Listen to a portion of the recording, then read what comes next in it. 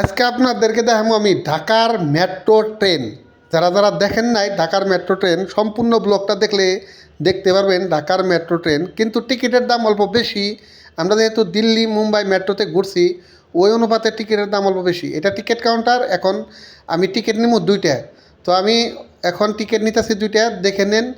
এইভাবে টিকিট নেওয়া যায়, কিন্তু বাংলাদেশের সম্পূর্ণ বাংলাতে লেখা আছে, ইংলিশও লেখা আছে এখানে এখানে। তো আমার টিকিট অলরেডি দুইটা হাতে হয়ে গেলো, আমার টেকাও ঘুরিয়ে দিল।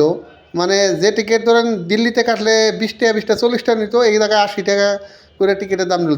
আর টিকিট কাটার পর আমি মেট্রো স্টেশনের ভিতরে কিন্তু প্রবেশ করলাম। আমরা যাবো মতিঝিল। তো মতিঝিল হলো ঢাকার রাজধানীর মেন জায়গা। যদি আপনারা কোনো দিন আসেন, ঢাকার রাজধানীর মেন জায়গা হলো মতিঝিল। আর মতিঝিল আসলে আপনারা মেট্রোতে আসবেন, আর মেট্রোতে ভিড় খুব কম হয়। দেখে নেন ঢাকার মেট্রো, এটাই হলো ঢাকার মেট্রো। কালারটা বাংলাদেশের কালার দেখলে হয়তো বুঝতে পারবেন, বাংলাদেশের মেট্রো কালারটা এরকমই। তো এখন মেট্রোটা এসে গেল, আর আমরা এখন মেট্রো ট্রেনের ভিতরে যাইতাছি। দেখেন কীরকম ভিড়। মানে ঢাকাতে যদি আপনি মেট্রোতে না ঘুরেন, ঘুরতেই পারবেন না। রাস্তায় রিক্সা সিএনজি এইগুলা মানে ভিড় হয়ে থাকে সব টাইমে। তো আস্তে আস্তে আমরা পাই গেলাম মতিঝিল, মেট্রো থেকে নেমে আসলাম। আজকের ব্লগটা এই পর্যন্ত শেষ করছি। ভালো থাকবেন, সুস্থ থাকবেন।